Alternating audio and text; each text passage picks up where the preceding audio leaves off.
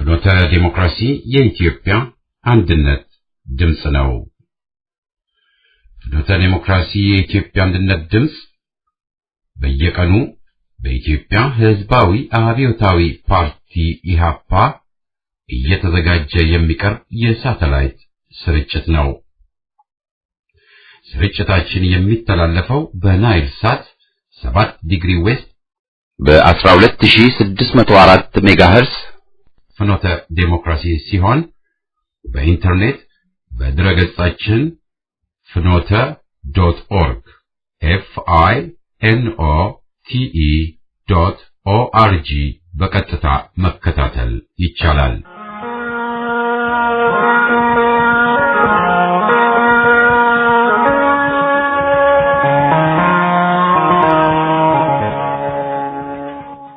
ጤና ይስጥልኝ እንደምን አመሻችሁ አድማጮቻችን። ዛሬ ጥቅምት 28 ቀን 2008 ዓ.ም ነው።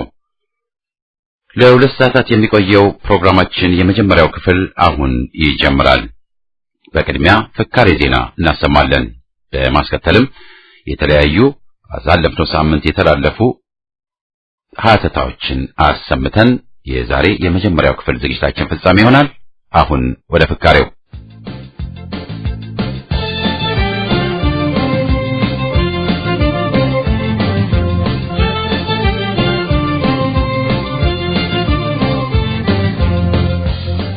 ፍካሬ ዜና። በዚህ ፕሮግራም በአገራችን የተከናወኑትን ዋና ዋና ዜናዎች እንተነትናለን፣ እንተቻለን። በተጨማሪም የአካባቢ አገሮችን ሁኔታ እንቃኛለን።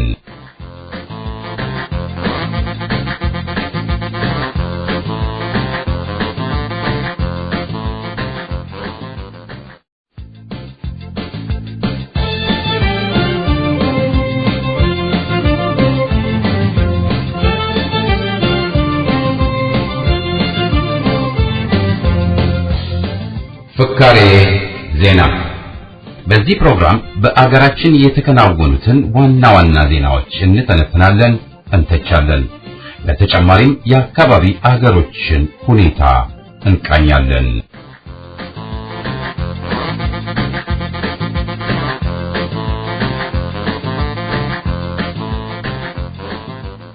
ጩኸት ቅሚያ አባት ማን ነው ቢሉት ወያኔ ነው ማለቱ አያጠራጥርም። በሚሊዮኖች ሕዝብ የተጠላ መሆኑን ያወቀው ወያኔ በሰሞኑ የራሱን አኬልዳማ መሰል ድራማ ለሕዝብ እይታ አቅርቦ ቀልብ ሊስም ሞክሯል። የአደባባዩን በጆሮ አይነት ጠቅላይ ሚኒስትር ተብዬው የወያኔ አሻንጉሊት ግለሰብ ከጌቶቹ ጋር ክርክር ገባው ብሎ ድፍረት ሲያሳይና ሂስ ሲሰነዝር የታየ ሲሆን ቢቢሲ በሰጠው ቃለ መጠይቅ ደግሞ ሂስ እንፈልጋለን፣ በነጻ ፕሬስ መብትም እናምናለን ሲል ቀላምዷል። የደላሎች ስርዓት ሆኗልና መረባቸውን ከታች እስከ ቤተ መንግስት ተዘርግቷልና ወዘተ በሚል ለፍትሃዊ አስተዳደር መጥፋት ምስክር በሉኝ ሊል የቃጣው ኃይለ ማርያም ምን በል ተብሎ ነው የሚለውን ጥያቄ ያስነስተዋል። እውን ወያኔ ራሱን ተችቶና ወቅሶ ስተቱን ሊያርም ይነሳል ይሆን? ይህንን ከመቀበል ጳጳሶቹ በእግዚአብሔር አያምኑም ማለት ይሻል ይሆናል የሚሉም አሉ። ይህን የወያኔ ጨዋታ ግን አምነው የሚያስተጋቡ የሉም ብሎ መደምደም ስተት ይሆናል። ሚዛን አልባና መሳቂያ የሆነ አንድ ግለሰብ ለምሳሌ ወያኔን ና ብሎ የጠራው ይመስል ሊሳም ሊያመጡሙጥ በጋድ ታይቷል።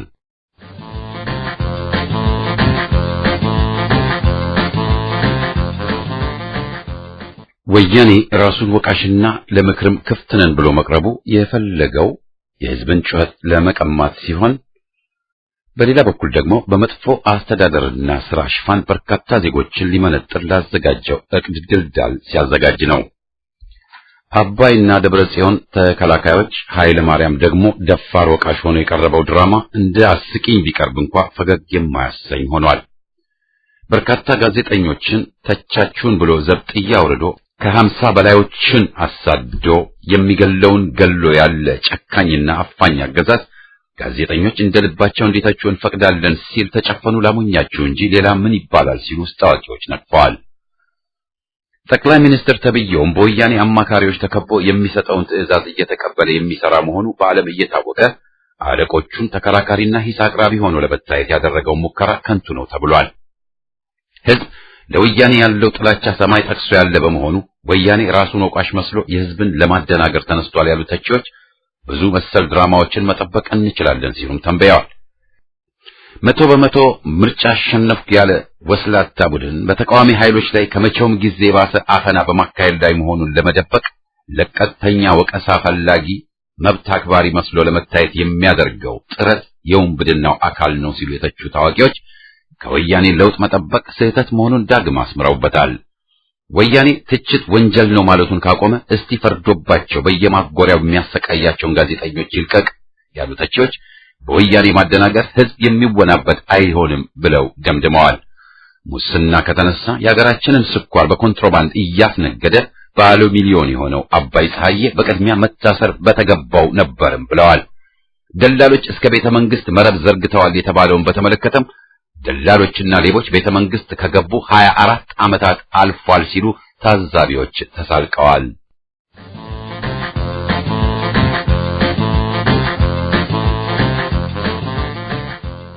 የወያኔ አገዛዝ ረሃቡን ተቆጣጥረናል ማለቱን ባቆመም የተራበው ህዝብ ቁጥር እየጨመረና የሟቾቹን ቁጥር እየበዛ መሆኑን መደበቅ አይቻልም ያሉ ክፍሎች በተለይም እንደ ሐመር ባኮባሉ ቦታዎች ምንም እርዳታ የማያገኘውና ለሞት የተጋለጠው ቁጥር ከፍ ያለ ነው ሲሉ አብራርተዋል። በወሎና ሌሎች አማራዎች በሚኖሩባቸው ረሃብ በመጣባቸው ቦታዎችም እየተከሰተ ያለው የወረርሽኝ በሽታ ህይወትን እየቀጠፈ ነው ተብሏል። ጸረ አማራ ጸረ ኢትዮጵያ የሆነው ወያኔ በትግራይም ረሃብ መጥቷል በሚል ሊሸፋፍን ቢሞክርም በመሰረቱ በሚጠላው ህዝብ ዘንድ የተከሰተውን ረሃብ ለማጥቃት ሊጠቀምበት ማቀዱ ሚስጥር ሊሆን አልቻለም ተብሏል።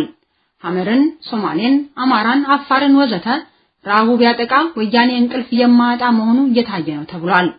የወሎ ህዝብ ለረሃብ ተጋልጦ ባለበት የወያኔ ተለጣፊ ድርጅቶችን በዓል ለማክበር በሚል ብዙ ሚሊዮን ብር ማባከን ምን ይባላል ያሉ ክፍሎች ወያኔ አሁንም ድርቁን ለመከላከል በትግራይ እንጂ በሌላ ቦታዎች ጥረት እንደማያደርግ ከወዲሁ የታወቀ ነው ብለዋል።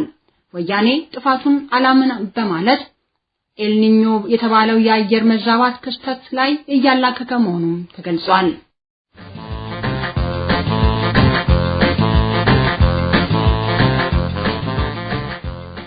የሻቢያ መስራችና የረጅም ጊዜ መሪና መከላከያ ሚኒስትር ሆኖ ቆይቶ ኢሳያስን ከዳ የተባለው መስፍን ሀጎስ መስርቶት የነበረው ኢፒዲፒ ድርጅት በፈቃዱ መሰናበቱን ዜና አቅራቢዎች አሰምተዋል።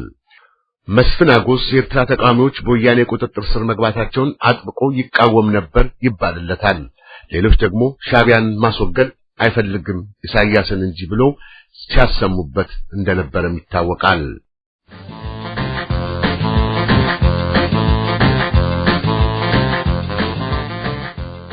በደቡብ አፍሪካ በባለስልጣኖች ተቆስቁሶ የብዙ አፍሪካውያን ስደተኞችና ሰራተኞችን ህይወት ያጠፋው ውጉዝ የጥላቻ ዘመቻ ሰሞኑን ቀጥሎ 6 ኢትዮጵያውያን በደርባን ከተማ መገደላቸውን ማወቅ ተችሏል።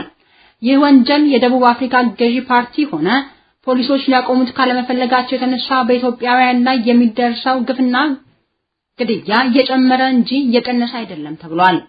በቦታው ያለው የወያኔ ኤምባሲ የዜጎችን ደህንነት ለመጠበቅ ምንም አይነት እንቅስቃሴ እንደማያደርግም በቦታው ያሉ ኢትዮጵያውያን አጋልጠዋል።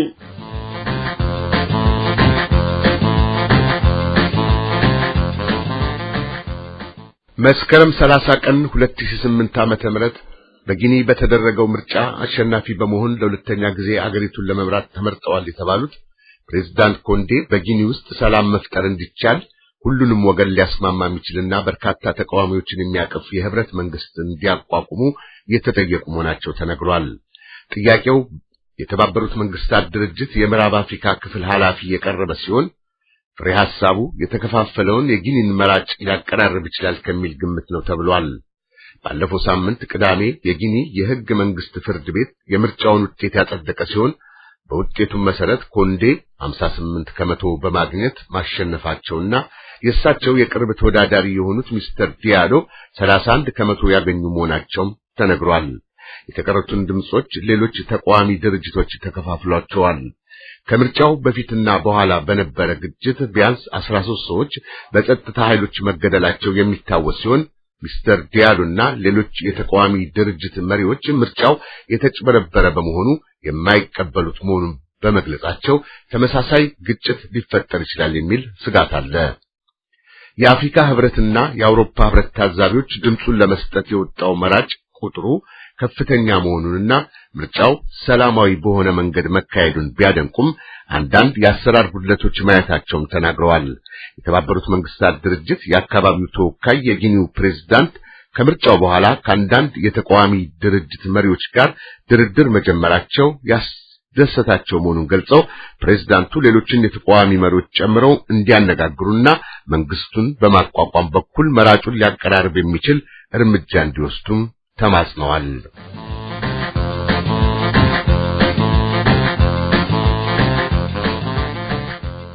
በካይሮ በተከፈተው የሱዳን የግብጽና የወያኔ የአባይ ጉዳይ ድርድር ላይ ወያኔ ተለሳልሶና የግብጽን ፍላጎት ለመጠበቅ ተዘጋጅቷል የሚል ዘገባ እየቀረበ ነው። የአባይ ግድብ ግንባታ ውሃ ከግብጽ ይቀንሳል አይቀንስም በሚል ላይ ቴክኒካል ጥናት ለማድረግ የተሰየሙት የሆላንድና የፈረንሳይ ቡድኖች ሳይስማሙ መቅረታቸውና ፈረንሳይም ራሷን ከስራው ማግለሏን በተመለከተ በካይሮ ይወያያሉ የተባሉት ሶስቱ የውሃ ሚኒስቴሮች የወሳኝነት ስልጣን የላቸውም ተብሎም ተጠቁሟል። ከግድቡ ጋር ቅርብ ነን ያሉ ክፍሎች ግድቡ መጠናቀቁ ራሱ አጠራጣሪ ቢሆንም ተገንብቶ ቢያልቅ ግን ለግብጽ ከሚፈሰው ውሃ መቀነሱ አይቀሬ ነው ብለዋል።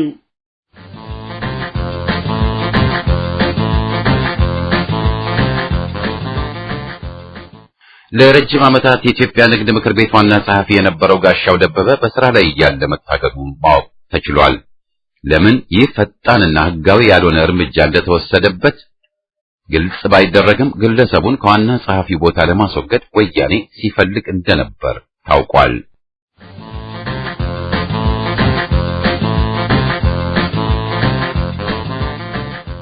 በዚህ ሳምንት ደቡብ ሱዳን የዜና ርዕስ ሆና ሰንብታለች።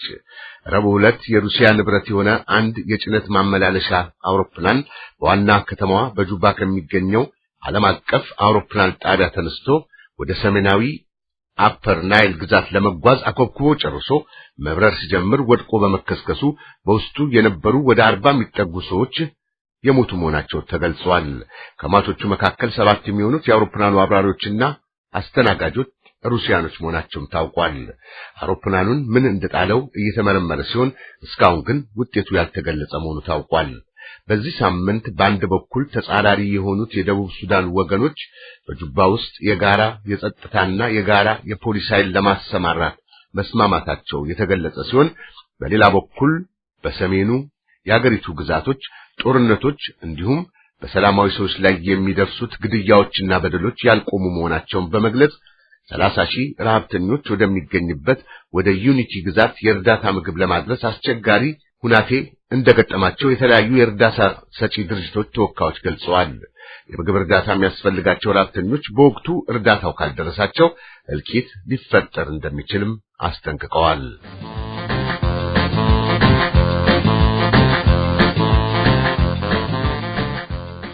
ሀያ 29 ዜጎች ከኦነግ ጋር ሆነው ሽብር ሊፈጥሩ ነበር በሚል ተከሰው ፍርድ ቤት መቅረብ ጀምረዋል።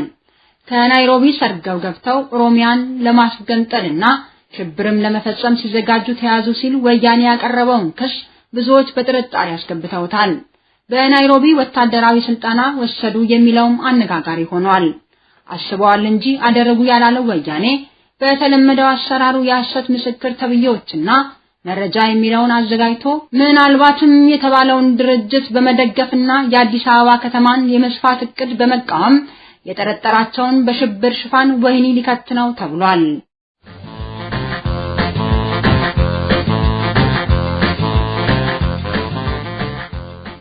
በሰሞኑ የኦማር ጌሌህ የጅቡቲ አገዛዝ የአፋሮችን የታጁራ ሱልጣን ሼህ አህመድን ማሰሩን ለማወቅ ተችሏል። ሼውና ሁለት ረዳቶቻቸው አብዶ መሐመድ አሊን አቃሲም መሐመድ ሼህም የጌሌህ አገዛዝና የፍሩድ አማጺያን በሰላም ይደራደሩ ብለው በመጥራታቸውና ጥረትን በማድረጋቸው ወንጀለኞች ተብለው መያዛቸውም ታውቋል። ጌሌህ በመፈንቅለ መንግስት ሊወገድ ይችላል ያሉ ክፍሎችና በጌሌና በጠቅላይ ሚኒስትሩ መሃል የተከሰተውን ልዩነት አንድምታ እየጠበቁ መሆናቸው ገልጸዋል።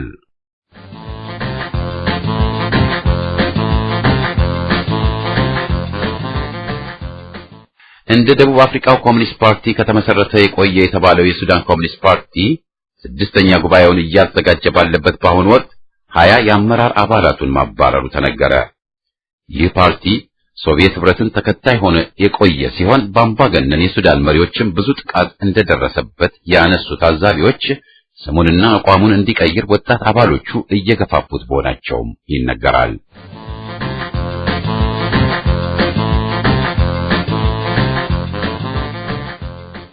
ባለፈው ሳምንት በግብጽ የአየር ክልል ላይ እንዳለ የመውደቅ አደጋ የደረሰበት የሩሲያ የመንገደኛ አውሮፕላን በቴክኒክ ብልሽት ምክንያት አለመውደቁን ከጥቁሩ ሳጥን ውስጥ ከተገኘ መረጃ ለማወቅ የተቻለ መሆኑን የፈረንሳይ የአቪዬሽን ባለስልጣኖች ለዜና ምንጮች ገልጸዋል። አውሮፕላኑ ኤርባስ በተባለው የፈረንሳይ ኩባንያ የተሰራ በመሆኑ የፈረንሳይ መርማሪዎች በምርመራው እንዲሳተፉ የተደረጉ ሲሆን በጥቁሩ ሳጥን ከተገኘው ምርመራ አውሮፕላኑ ምንም አይነት የቴክኒክ ብልሽት እንዳልነበረው ማረጋገጣቸውን የፈረንሳው መርማሪዎች ተናግረዋል። ይህ የምርመራ ውጤት ከተጠለፈው የአሸባሪዎች የስልክ ውይይት ውጤት ጋር ተዳምሮ አውሮፕላኑ የወደቀው በሻንጣ መያዣ ውስጥ በተቀበረ ፈንጂ ነው የሚለውን እምነት ሊያጠናክር ቢችልም የግብጽና የሩሲያ መርማሪዎች ምርመራው ከመጠናቀቁ በፊት ምንም አይነት መደምደሚያ መስጠት አይቻልም ይላሉ። እንግሊዝና አንዳንድ የአውሮፓ ሀገራት ወደ ሻምረም ኤልሼክ፣ ሩሲያ ደግሞ ወደ ግብጽ በአጠቃላይ አውሮፕላናቸው እንዳይበሩ አግደዋል። የፍካሬ ዜና ዝግጅታችን በዚሁ ይጠናቀቃል።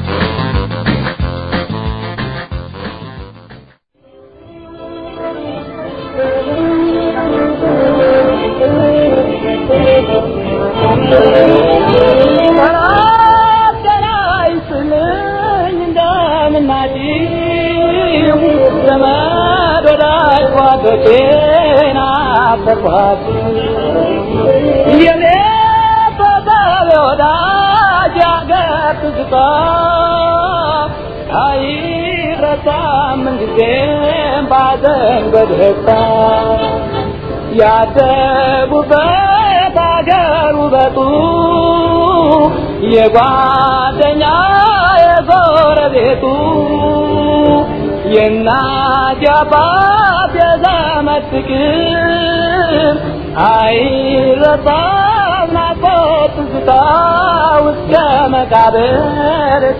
መቃብር ልጆች ሲጫወቱ ውሃ እየተራጩ በለመለመ መስክ ከብቶች ሲፈንጩ በተዋበው ጫካ አፏብስ ሲያፋጩ ሕይወት አዲስ ነበር የደስታ ምንጭ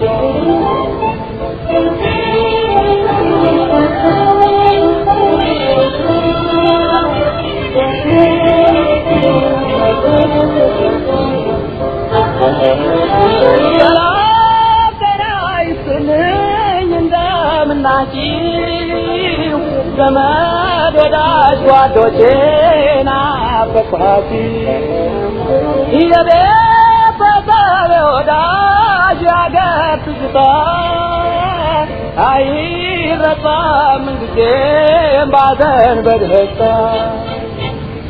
ስራጓድ የትምህርት ቤት ጥሩ መምህር የእውቀት ባለቤት ማበሰኛው መልካም ጎረቤት ያስጨንቃል በትዝታ በናፍቆት ስሜት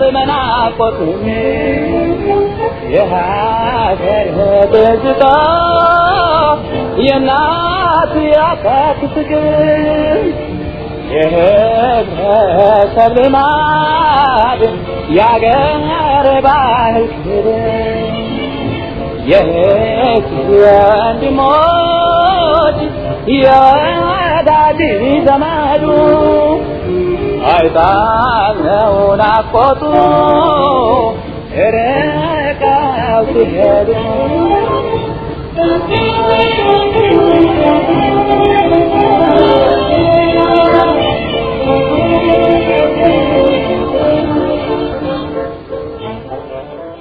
ተከታዩን ሰፋ ያለ ግልጽ ደብዳቤ ላኩልን ደግሞ ታዬ ከጎላ ሚካኤል አዲስ አበባ ናቸው። ይድረስ ለፍኖተ ዲሞክራሲ የኢትዮጵያ አንድነት ድምጽ ይችን ደብዳቤን ያቀርብልኝ ዘንድ በትህትና እጠይቃለሁ። ለደብዳቤ መነሻ የሆነኝ ባለፈው ሰሞን በአሜሪካ የኢትዮጵያና የኤርትራ ሕዝቦች ግንኙነት ላይ የተካሄደው ስብሰባና ከዚሁ ጋር ተዛማች የሆኑ ጉዳዮች ናቸው። የኤርትራና የኢትዮጵያ ሕዝብ አንድነትን በተመለከተ ስብሰባው ወቅታዊ አለመሆኑ አንድ ነገር ሲሆን በስብሰባው ላይ የኢትዮጵያ ጠላቶች በኢትዮጵያ ጉዳይ ላይ ስልጣን ተሰጥቷቸው ወረቀት ሲያቀርቡ አስተውለናል።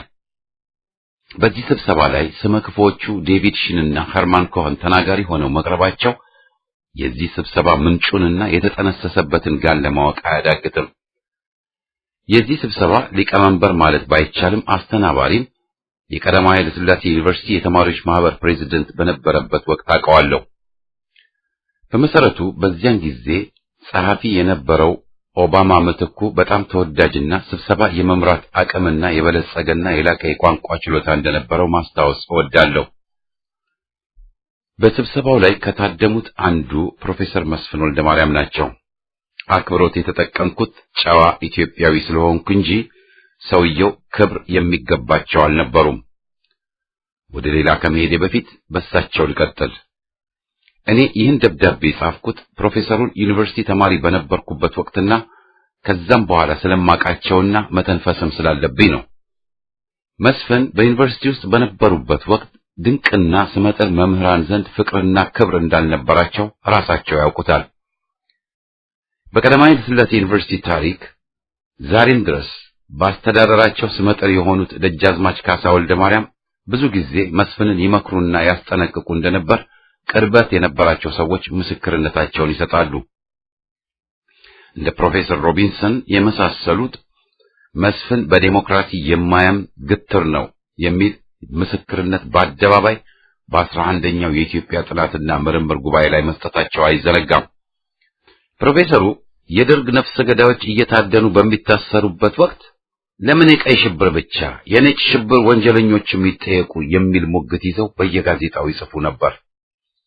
ፕሮፌሰሩ በአዲስ አበባ ወደ ሥራ ሲሄዱና ከሥራ ሲወጡ በየመንገዱ በጥይት ተደብድበው የተገደሉ የሴቶችን የወንዶች አስከሬኖች ባያዝኑ ሳያስተውሉ እንዳልቀሩ የታወቀ ነው። እነዚያ በየመንገዱ ከጧት እስከ ማታ ክብሩ ሬሳቸው ተሰጥቶ ይውል የነበሩት ሴቶቹም ወንዶቹም እኮ የኢህአፓ አባላትና ደጋፊዎች ናቸው። ፕሮፌሰር መስፍን ይህ ጸሐፊ ከከርቸሌ የወጣው በደርግ ዘመን በኢህአፓ አባልነቱ 11 ዓመት ታስሮ ነው። እርሶ ፕሮፌሰር ስለሆኑ እንደገና እንድታሰር የክስ ማዘዣ ጻፉብኝ። እርሶ በጉልምስናው በተክለ ሃይማኖት አደባባይ የጀግኖቹ የነ መንግስቱ ነዋይ አስከሬን ተሰቅሎ አይተዋልና ይሄ ክርክሮ እኛ የተገደልነው የኢህአፓ አባላትና ደጋፊዎች ደግመን እንድንገደልሎት እኛ እግሮቻችን አካላችን በአኮርባሽ ተተልትሎ የውስጥ ገላችን የተገለበጠው ድጋሚ ሊያስገርፉን እኛ ጀርባችን ላይ ዘይት አፍሰው ወረቀት ከምረው ሰዓት ለኩሰው በቁመናችን ያነደዱልን ድጋሚ እንዲያነዱን እኛ የጡቶቻችን ጫፎች በስፒልና በሲጋራ እሳት ያቃጠሉብንን ድጋሚ እንዲያቃጥሉብን እኛ ማህፀናችን ውስጥ ብረትና እንጨት እየከተቱ ያሰቃዩን ድጋሚ እንዲያሰቃዩን መፈለጎ ሚዛኑ ፍትህ እንዲኖር ነው። ይገባናል ፕሮፌሰር። እርሶ በአንድ ወቅት የሞት ፍርድ ይቁም የሚል ጽሑፍ የጻፉ ይመስለኛል ካልተሳሳትኩ። ግን ፕሮፌሰር እውነት እንነጋገር፣ የሞቱ ፍርድ በእኛ በኢህአፓዎች ላይ ከሆነ መፈረም እንኳ ቢኖርቦት የመጀመሪያው ፈራሚ እንደሚሆኑ አልጠራጠርም። ከእርሱ ሐሳብ ጋር የሚመሳሰል አንድ ታሪክ ላቅርብ። መቼም ስሙ ሲጠራ እንደማይወዱ አውቃለሁ። ግን ባይወዱትም ዶክተር እሸቱ ጮሌ 4ኛ ክፍለ ጦር ታስሮ ነበር። ካልተሳሳትኩ በ1969 ዓመተ ምህረት ደግሞ እዛው 4ኛ ክፍለ ጦር ዶክተር ኃይሌ ፊዳ ታስሮ መጣ። ዶክተር እሸቱ የዶክተር ኃይሌን ታስሮ ወደኛ እስር ክፍል ሲመጣ እንዳየው ኃይሌ ይህን መፈክር አብረን እንበል፣ የታሰሩትን መቀለብ ይብቃ ያለው እዚህ ጋር መጥቀሱ አግባብ ይመስለኛል። ታሪኩ እንደዚህ ነው። በ1966 ዓመተ ምህረት ሜሶኖች ደርግን ከማሽኮርመም አልፈው ስልጣን በእጃቸው ለማስገባት አማትረው ማየት የጀመሩበት ዘመን ነበር። የማዕከላዊ ምርመራን በቁጥጥራቸው ስር በማድረግ ከተፈጸሙብንና ከሰማናቸው ሁሉ የከፋ ሲየል በወንድሞቻችን ላይ ፈጽመዋል።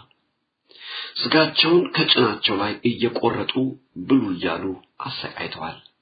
በአደባባይም በ1969 ዓመተ ምህረት የዓለም ሰራተኞች ቀን ሜይዴይ በሚከበርበት ዕለት ይዘው የወጡት መፈክር የታሰሩትን መቀለብ ያብቃ የሚል ነበር። እርሱም ይህን መፈክር ደግመውታል።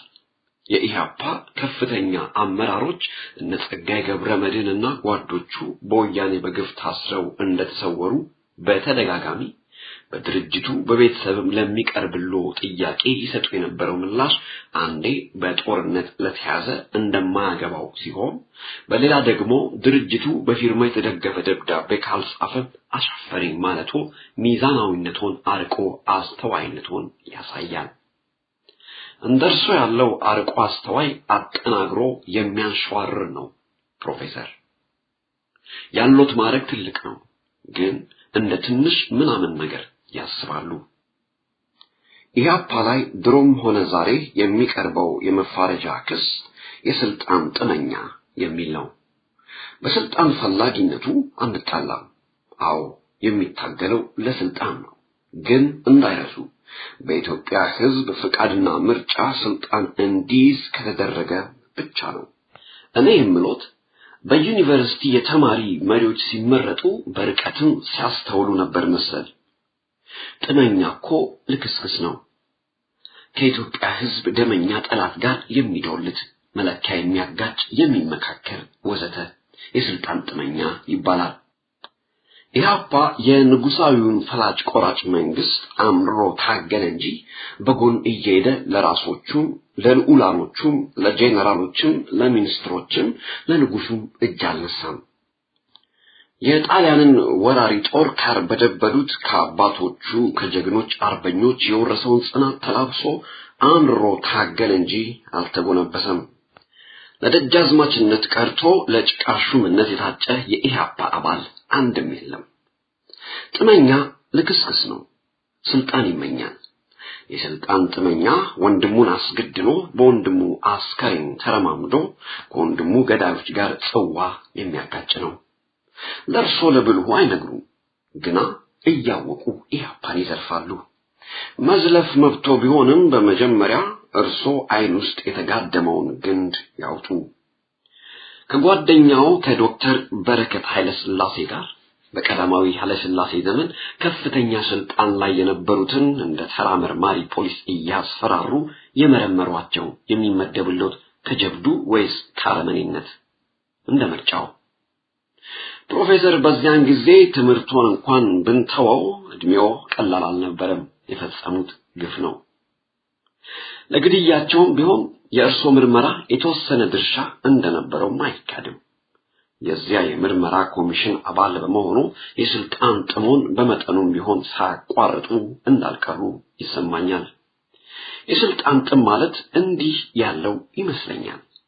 ፕሮፌሰር ሌላው ሁሉ ይቀርና እነኛ ሁሉ ወጣቶች የተሰዉበት እንደ ዋዛ አይታችሁ ወያኔን ይቅር በለን ብላችሁ አጥፈተናል ብላችሁ ከእስር ተፈታችሁ።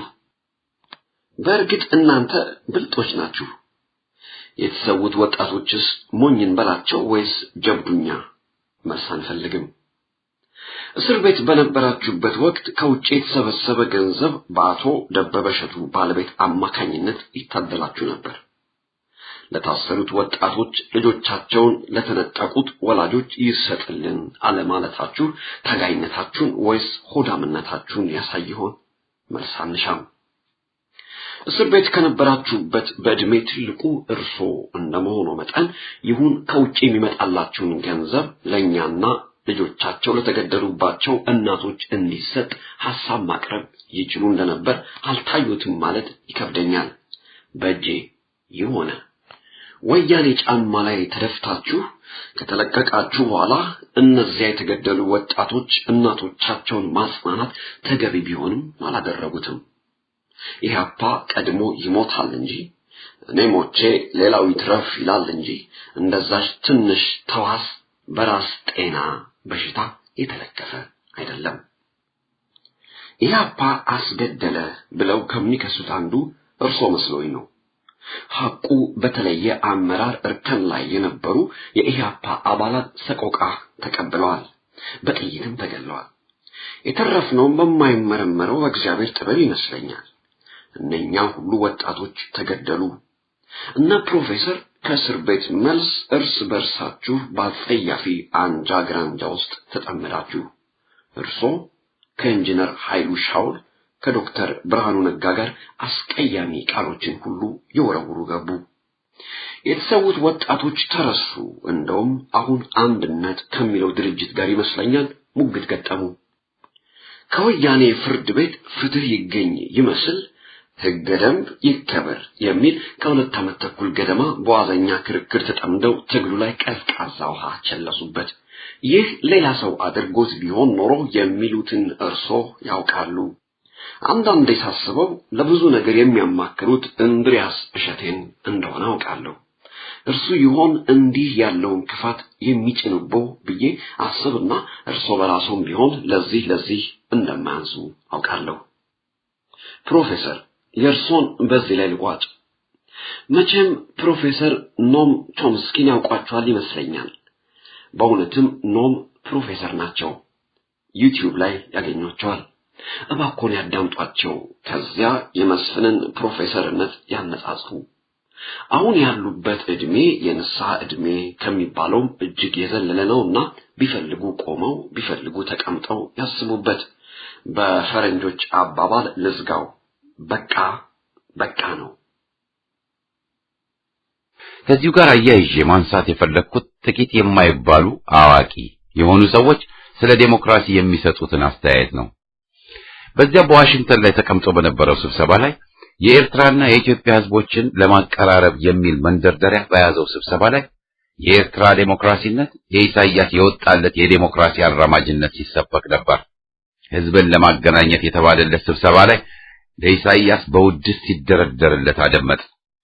ይህ በኤርትራ ሕዝብ የስቃይ ቁስል ላይ ጨው እንደ መነስነስ ቢቆጠር አያንሰውም። ስለ ዴሞክራሲም ተሰበከ።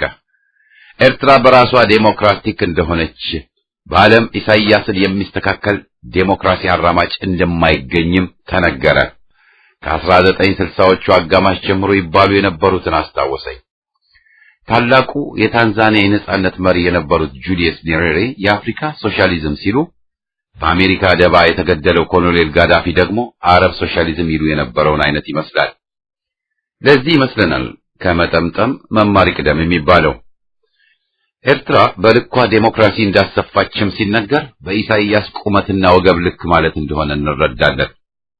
እሱማ የሞቡቱ ኮንጎ፣ የሙባረክ ግብጽ፣ የዚያድ ባሬ ሶማሌ፣ የመንግስቱ ኢትዮጵያ፣ የሳኒ አባቻ ናይጄሪያ ወዘተ ዴሞክራቲክ እንደነበሩ በምዕራባውያን ሲደለቅላቸው ነበር፣ እናስታውሳለን።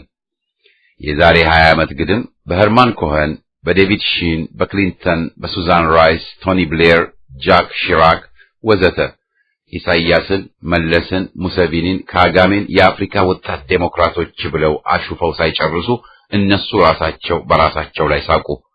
እስካሁን በይፋ አምባገነን የሚሉት ኢሳያስን ብቻ ነው። በአሜሪካ ለሚመራው የምዕራቡ ዓለም ዴሞክራሲ የሰፈነበት አገር ማለት እነሱ እንደልባቸው የሚጋልቡት አጋሰስ መንግስት የነገሰበት ነው። ኤርትራ ጸረ ዴሞክራሲ፣ ኢሳያስ አምባገነን ለመሆናቸው የሚሰደዱት ወጣቶች ቁጥር ይመሰክራል። የኤርትራ ወጣቶች ስደት የኢኮኖሚ ብቻ አይደለም፣ የሚያደላው የፖለቲካው ነው። የኤርትራን እንዲህ ካልተቀበልን በወያኔ የዘር ፖለቲካና ግፍ የሚሰደዱ ወጣቶችም በኢኮኖሚ ብለን ልንደመድም ነው።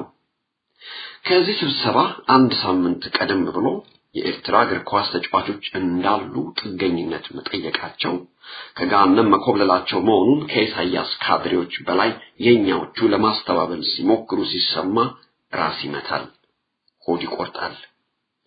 ከዚህ ጋር በተያያዘም አንዳንዶች አላዋቂ ሳሚ ሆነው እንትናቸውን እየለቀለቁ ነው። በኢትዮጵያ እውነተኛ ዲሞክራሲን ለማስፈን እንደሚታገሉ እየተወራጩ ሲያወሩ ሰማን። መቼ ነው በፖለቲካ ስም ቧልት የሚያበቃው? በመሰረቱ የዚህ የፍኖተ ዲሞክራሲ የኢትዮጵያ አንድነት ድምጽ አዳማጮች እንዲረዱልኝ የምፈልገው ዲሞክራሲ እውነተኛና ሐሰተኛ በሚል አይከፈልም። ዲሞክራሲ የህዝብ ኃይል፣ የህዝብ ስልጣን፣ የህዝብ የመሾምና የማውረድ ስልጣን ማለት ነው። ዲሞክራሲ ማለት የመናገር፣ የመጻፍ፣ የመሰብሰብ፣ የመደራጀት፣ የማመጽ መብት ማለት ነው። ለዲሞክራሲ አጎላማች ከተደረገለት ማለት ሐቀኛ፣ እውነተኛ፣ አንደኛ የሚሉ ዲሞክራሲነቱን ያቆማል። 1997 ዓመተ ምህረት አሁን እነዚህ እውነተኛ ዲሞክራሲ እናሰፍናለን የሚሉ ወገኖች ከዘረኛው ወያኔ አፍ የሚወጣውን እየተቀበሉ የዲሞክራሲ ጅማሬው እያሉ ሲያወሩ ሰምተን ማንነታቸውን ለመታዘብ ሁለቴ ማሰብ አላስፈለገንም ነበር። የደርጉ ኮሎኔልም እውነተኛ ዲሞክራሲ እያለ ነበር የጨፈጨፈን።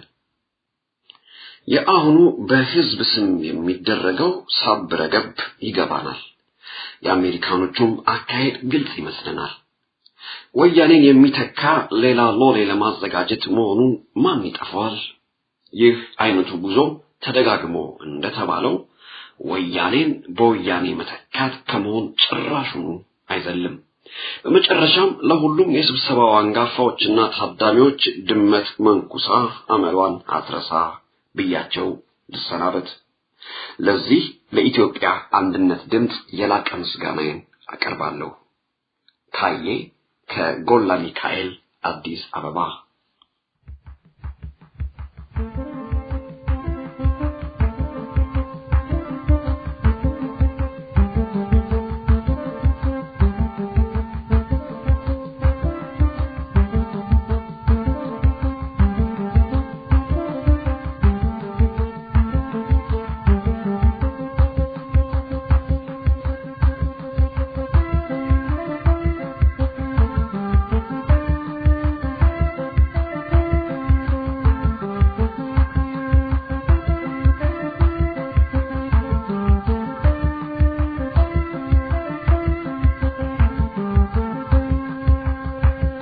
ወለል እንደ ተልባ ካሳየ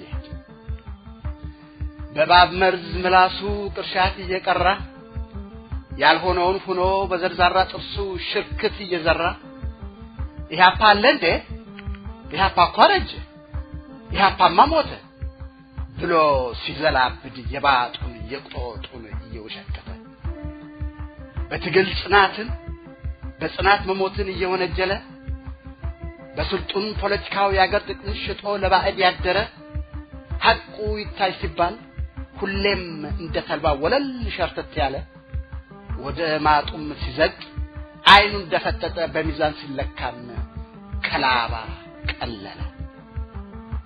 ይሄ ውርደት ጌጡ ለባዕድ ጌቶቹ ለተገንጣይ አድሮ ባንዳ አንጃ ፋሽስት በታኝና ጠባብ ዙሪያውን ኮልኩሎ ያገሩን መገንጠል ያለ ህዝቡ ፍቃድ በአስር ጣት ፈርሞ ባሻራው አትሞ የአንድነት ኃይሎችን በባዕዳን ትእዛዝ አልያችሁ ብሎ ሲያቀራራ ሰማ ነው።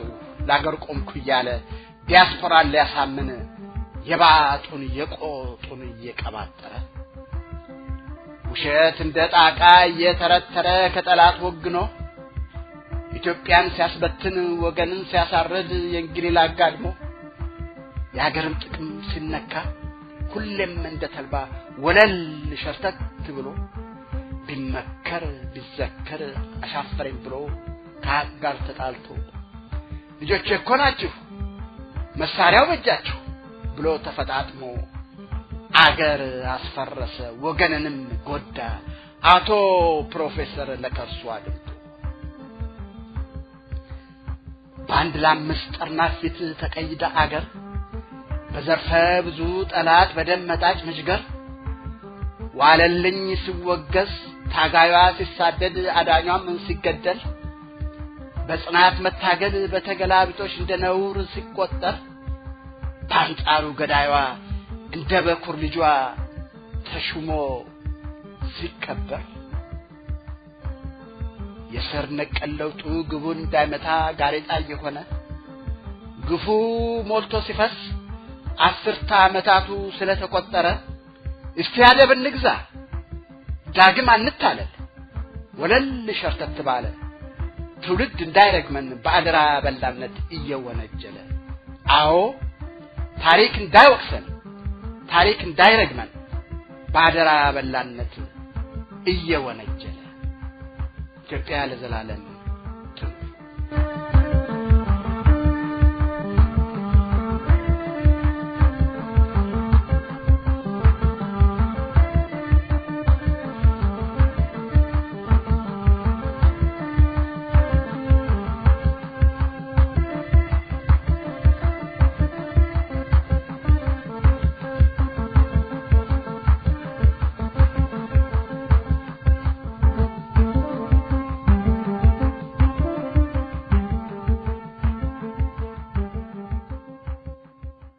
የኢትዮጵያ ታሪክ ያኮራል። ማንኛውም ሀገር የሚያልፍበት የታሪክ ወቅትና ተመክሮ አለው። በጅምላ የከሸፈ ታሪክ ነው ማለት ስተት ከመሆኑ ባሻገር ሀገርን የሚያቀል ውድቅና የሚወገዝ ድምዳሜ ነው። ጥሩ መጥፎ ታሪክ እንደመጣጡና እየያዙ በልዩ ልዩ መልኩ የሚከሰት ይሆናል። የጀርመን ሕዝብ ታሪክ የሂትለር ናዚ ታሪክ ነው ብሎ መደምደም አይቻልም፣ አይገባም፣ ስተትም ነው እንደምንለው ነው። ሽንፈት ሲመጣ ሁሉም ይህን በተገቢው መንገድ ተቀብሎ ማመዛዘን ያቅተዋል። ፍጹም እምነት ከመጀመሪያው ኢሳይንሳዊና ስተት የሆነ አቋም ሲናጋ ወደ ጽንፍ መንሸራተት የተለመደ ነው። ገዢዎች ደግሞ ይህ አይነቱን ሂደት ያበረታታሉ። ቀቢጸ ተስፋን ያሰፍናል፣ ይመቻቸዋል። ወያኔና ሻዕቢያ ለስልጣን ሲደርሱ አንዳንዶች በሁኔታው ተስፋ ቆርጠው ሁሉን ፈጣሪና አድራጊ እነዚህ ኃይሎች ናቸው ብለው በመደምደም የሀገር ወዳድ ዜጋዎችን ትግል ሁሉ ሳይቀር በእነዚሁ የተሾፈረ ነው ብለው ደምድመው ቆይተዋል። አይቻልም ሲሉ የተደመጡም ጥቂቶች አይደሉም። ዛሬ የኤርትራ ሕዝብ ኩሩ ነው የሚሉ በዚሁ አፋቸውና በራቸው የኢትዮጵያን ታሪክ የከሸፈ ብለው ሲያንቋሽሹ ኀፍረትም አልተሰማቸው። ተንበርክከዋልና እጅ ሰጥተዋልና በራሳቸው አፍረዋልና የካሃዲ ፈሪ ሚናቸውን ማመን መቀበል አቅቷቸው ሀገርን ይወቅሳሉ፣ ያንኳስሳሉ። ታሪክ ባለ ብዙ ገጽታ ነው። ጥሩም አለ፣ አይ ባልሆነ በተሻለ ነበር የሚባልም አለ። ሁሉንም ግን ሐቅን መሰረት አድርጎ የተከሰተበትን ጊዜ በእይታ አስገብቶ መመርመርን የግድ ይላል። ለሀገራቸው አንድነት ጋራባልዲ ጣሊያን፣ ቢስማርክ ጀርመን፣ ታላቁ ፒተር ሩሲያ፣ አጼ ቴዎድሮስና ምኒልክ የወሰዷቸውን እርምጃዎች በአንደኛው ምዕተ ዓመት መነጽር መመርመር የሚቻል አይደለም። ማስከበር፣ ሀገር ማቅናት ወዘተ ከኃይል ጋር የተያያዙ ነበሩ። በሃያኛው ወይም 21ኛው ምዕተ ዓመት ግን በደኖና ሶሳን፣ አርባ ጉጉን፣ ወተርን የሚፈጽሙ ግን በዘመናችን መስፈርት መወገዛቸው የሚቀር አይደለም። የታሪክ ሂደት ውጣ ውረድ አለውናም ደግሞ ክፉ ምዕራፎች ሊኖሩት የሚጠበቅ ነው። ደግ ከሌለ ክፉ የለም። ብርሃን፣ ጨለማ፣ ጥቁር፣ ነጭ፣ ጽድቅ፣ ኩነኔ፣ ፈሪ፣ ደፋር፣ አርበኛ፣ ባንዳ ወዘተ በተቃርኖ በዚህ በዚያ በሆድ ጀርባ ደረጃ ራሳቸውን ይገልጣሉ። የኢትዮጵያን አርበኞች ታሪክ የጥቂት ባንዳዎች መኖር ታሪካቸውን ይሰርዘዋል ብሎ መገመት ገማቹን ራሱን የሚያስገምት ይሆናል። ሀገርንና ታሪክን የሚከዱ ምሁሮችን ኢትዮጵያ ይዛ እንደነበረው ሁሉ አኩሪ ታሪክ የጻፉንም ዛሬም ሳይክዷት እየጻፉ ያሉ ምሁሮች አላት። ይህ ወያ አንድ ወጥ አውጋዥ ግምገማ የከሰረ ፖለቲካ አራማጅ ዝንባሌ ነው። ሶስት አገዛዞችን በቅጡ ሊቃወም ቀርቶ እያስመሰለና ተቃቅፎ የኖረ ማፈሪያ ምሁር መኖሩ የነማርታ መብራቱ፣ ጸጋዬና ስጦታው፣ ሳይቅና መሐመድ ማህፉዝ አይነት አኩሪ ምሁሮች እንደነበሩ የሚያስረሳ አይደለም። ታሪካችንን ስንገመግም ትናንትን በዛሬ ሚዛን ሳይሆን በቅድሚያ በወቅቱ ሁኔታ መሆንም መርሳት የለብንም። ለማንኛውም ታሪክ ነውና በጎን እያወደስን ሌላውንም እየወቀስን ለቀጣይ ሀገራዊ ብሔራዊ ክብር መቆም እንጂ ታሪክን በጅምላ የከሸፈ ብሎ ሀገርን ጥላሸት መቀባት ብልግና ነው። ታሪካዊ ሳይንሳዊ ነው። የሀገራችን ሰው እንደሚለው በቀቢጸ ተስፋ ተሸንፎ ራስን መግረፍ ነው። የእናቶች ጅንጉርጉር ነው እንዲሉ ኢትዮጵያ ልዩ ልዩ አይነት ልጆች ወልዳለች የሚያኮሩና የሚያሳፍሩ። የሚገርመው ግን አሳፋሪዎቹ በአሁን ጊዜ መድረክን ይዘው የምትኮራባቸው ልጆቿን ማጥቃታቸውና በተለይም ታሪኳን የከሸፈ ብለው መሰረዛቸው ነው። ለዜጎች ግን የኢትዮጵያ ታሪክ የባንዳዎች ወንጀል ታሪክ አይደለም። የኢትዮጵያ ታሪክ የቀሽብር ወንጀለኞች ሳይሆን ሕይወታቸውን ለኢትዮጵያ የሰጡት ታሪክ ነው። የቆሻሻዎቹማ ከታሪክ አይቆጠር ማለት እንችላለን። ተባያቸውን አራክፈውብን አልፈዋልና ታሪክ በመጥፎ ያነሳቸው እንጂ አኩሪ ከሚለው ታሪክ የሚደምራቸው አይሆንም። ካልሞቱም አለም ብሎ ቢወራጩም በሕዝብ አንጎል ሞተዋል። አልሞትኩም ብዬ እዋሻለሁ ነው የሚገልጻቸው። ስለዚህም ታሪክ ስንል የኢትዮጵያ ሕዝብ የረጅም ጊዜ አብሮነትና የትግል ታሪኩ የከሸፈ የሚባል አይደለም። ወያኔ ይህን ሁኔታ ሊያከሽፍ የተነሳ ኃይል ነው። ታሪክ የለም ካለም 100 ዓመት አይሞላውም፣ የጭቆና ብቻ ታሪክ ነው ወዘተ እያለ ቢለፈፍም ሊከፋፍል ይኸው ለ24 ዓመታት ቢጥርም አልተሳካለትም። የረጅም ዘመን ታሪክን ውሸት ነው ይላል፣ የከሸፈ ነው ይላል። ይህን ሐሰት የሚያስተጋቡ ሰልፋቸው ከማን ጋር እንደሆን መሳት አንችልም። በጅምላ ውግዘት አብዛኛውን ጊዜ መሰረተ ቢስ መሆኑ ክርክር አይጠይቅም። በ2005 የምርጫ ሂደት ድክመትና ክደት ቢታይም አኩሪ ትግልና ትብብር ህብረትና ቅንጅትም ታይቷል። በደፈናው ውድቅ ነው የከሸፈ ነው ብሎ መደምደም ታሪክን በተገቢው መመርመር አለመቻል ግልብነትን አሳይቶ ነው አዋጁ ራሱን የሚያስወግዘው። በመሆኑም ሀገር ወዳድ ኢትዮጵያውያን በታሪካችን እንኮራለን። የባንዳ ሳይሆን የጀግንነት ነው ታሪካችን። የክፍፍል ሳይሆን የአንድነት ነው ታሪካችን። የሚገልጸንና የሚያጋድለው በጎውና አኩሪው ነው። በዚያ ማላዘኛ እየሳቡ በጅምላ ሀገራችን ታሪክ የሚያቆሽሹትን እንደ ሻቢያው መሪ ኢትዮጵያ ከ1945 ዓመተ ምህረት በኋላ ብቅ ያለች ሀገር ናት የሚሉትን፣ የኦሮሞ ሕዝብ ኢትዮጵያ አይደለም የሚሉትን፣ ታሪካችን ህግደት ነው የሚሉትን ሁሉ የምንቀበላቸው ሰውን የምናወግዛቸው ነን። የሀገራችን ዜጎች ሆኑ መሪዎች በጊዜያቸው ለፈጸሙት ስህተት ሽፋን ሰጪ ባንሆንም ያልሆነውን ሆነ ማለት በጎን ትቶ ክፉን ክብደት መስጠትና ወደ ጨለማ ድምዳሜ መንጎድን የምንደግፍ አይደለንም። ታሪካችን የክሽፈት አልነበረም አይደለምም አይሆንምም ብለን ተስፋ አለን።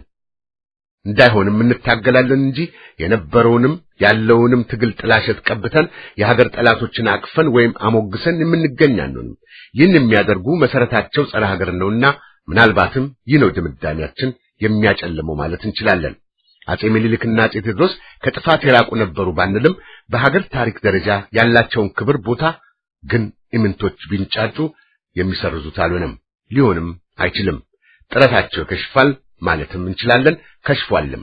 በኢትዮጵያ ልጆቿ ይኮርባታል፣ ጠላቶቿም ያፍራሉ ማለት እንችላለን በሙሉ ልብ።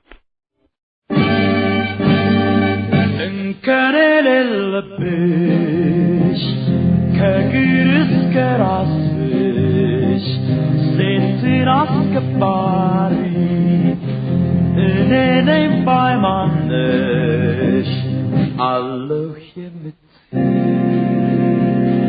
ግሩም ድንቅ የሆንሽ ኢትዮጵያዊት ቆንጆ ምን ትጠብቂያለሽ? ፍጹም ኢትዮጵያዊት አይናማ ደማማይ ወይዘሪት ኢትዮጵያ ቆንጂት ነኝ ባይ ተራመች ወደፊት ውጪ በአደባባይ እንቃወማለን አንቺን በክፉ የሚያይ